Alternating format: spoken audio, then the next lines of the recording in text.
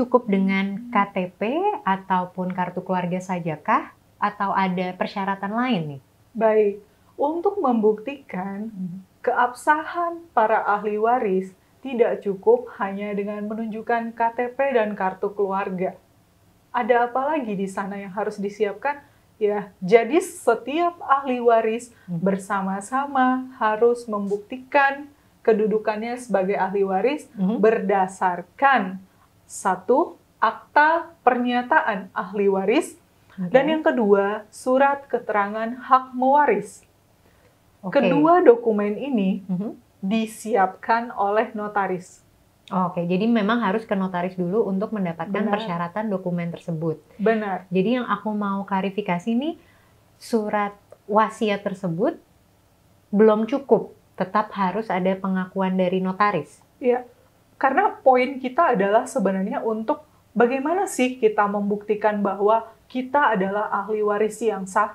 Karena berbicara tentang ahli waris ini memang harus dibuktikan. Apalagi yang memiliki hubungan dengan pihak ketiga. Pihak ketiga di sini dalam artian pihak bank, perusahaan asuransi, maupun pihak-pihak lain yang memiliki hak dan kewajiban dengan si pewaris semasa hidupnya.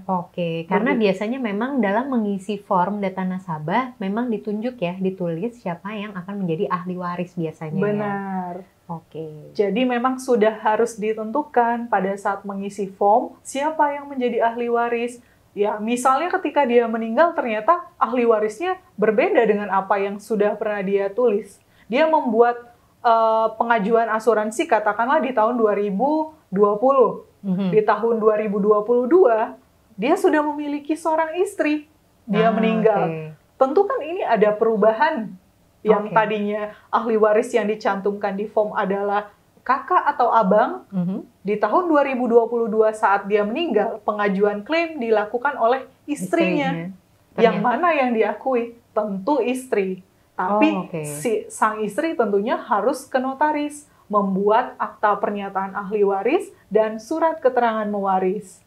Begitu. Jadi cukup clear. Cukup clear ya. Jadi memang harus ada legalitas ya. Benar sekali. Nah, tadi kan disebutkan ada 2 dokumen yang harus dipersiapkan oleh si ahli waris. Betul. Sebenarnya bedanya apa sih dokumen ini? Tadi kita sempat sampaikan ada 2 dokumen yang harus disiapkan oleh para ahli waris yang dibuat oleh notaris. Bedanya apa? Satu, akta pernyataan ahli waris itu dibuat untuk menjelaskan siapa saja yang menjadi ahli waris dari si pewaris. Misalkan Tuan Budi meninggal, artinya Tuan Budi sebagai pewaris bukan? Ya. Tuan Budi meninggalkan 1 orang istri dan 2 orang anak. Istri sah dan anak sah. Nah, istri dari Tuan Budi bersama 2 orang anaknya membuat akta pernyataan ahli waris yang dibuat di hadapan notaris. Sehingga notaris dapat memastikan berdasarkan identitas keluarga dan dokumen KTP, kartu keluarga, benar bahwa ahli waris dari Tuan Budi adalah istrinya dan 2 orang anak. Dan di sana akan diceritakan kutipan akta perkawinan dari Tuan Budi dan istrinya. Sehingga proses pemeriksaan dokumennya memang harus clear. Nah, itu di akta pernyataan ahli waris akan diceritakan siapa saja yang berhak mewarisi si harta waris warisan dari Tuan Budi. Bedanya di poin kedua, surat keterangan hak mewaris lebih menjelaskan pada porsi berapa bagian yang didapatkan oleh istrinya dan berapa bagian yang didapatkan oleh 2 orang anaknya. Jadi penempatan harta warisnya tuh dialokasikan sesuai ketentuan di dokumen tersebut. Benar. Jadi porsi waris ditentukan berdasarkan kedudukan ahli waris. Bagian yang diterima istri akan berbeda dengan bagian yang diterima oleh 2 orang anak. Ini terjadi dengan catatan para ahli waris menyatakan tunduk pada ketentuan hukum perdata. Sehingga yang berlaku adalah hukum waris perdata. Seperti yang kita sampaikan tadi, konsep pewarisan ada pewarisan secara hukum adat, hukum waris Islam maupun hukum waris perdata. Dengan mengacu pada dua dokumen tadi, Akta Pernyataan Ahli Waris dan Surat Keterangan Hak Mewaris, maka para ahli waris menyatakan tunduk pada ketentuan hukum perdata. Oke. Begitu, Alia. Nah, contoh nih ya, Mir, misalkan Tuan Budi tadi meninggalkan harta waris 1M. Tapi ternyata dia punya hutang 20M. Ini bagaimana nih? Oke. Lagi-lagi, dengan memahami pengertian dari waris, artinya menerima harta sekaligus hutang. Nggak bisa dipisah. Kecuali ditentukan dari awal. Saya tidak menerima warisan. Artinya sudah ada penolakan dari ahli waris. Maka baik harta maupun hutang yang ditinggalkan tidak akan diteruskan kepada para ahli waris. Tadi Alia sampaikan, Tuan Budi memiliki warisan uang 1M. Bagaimana membaginya? Nah, seandainya nih ya, kita hitung dulu nih bagian harta waris tadi.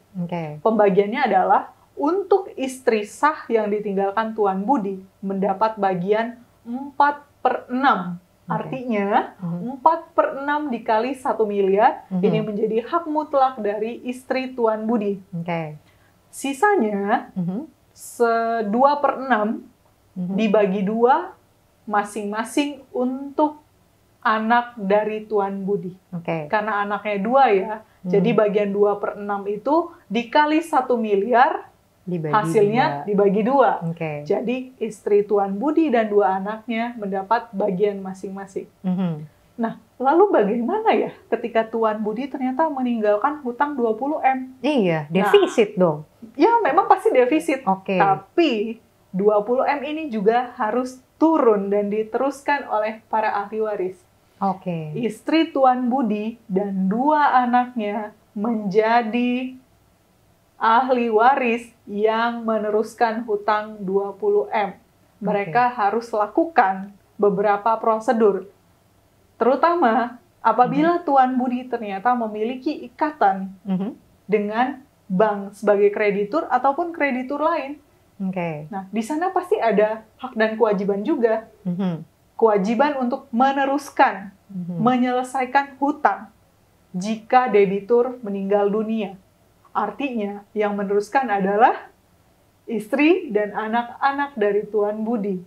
Begitu. Jadi pemahamannya adalah mewarisi utang juga tidak bisa dilepaskan dari mewarisi harta. Harta dan utang. Jadi satu lah ya. Benar. I see.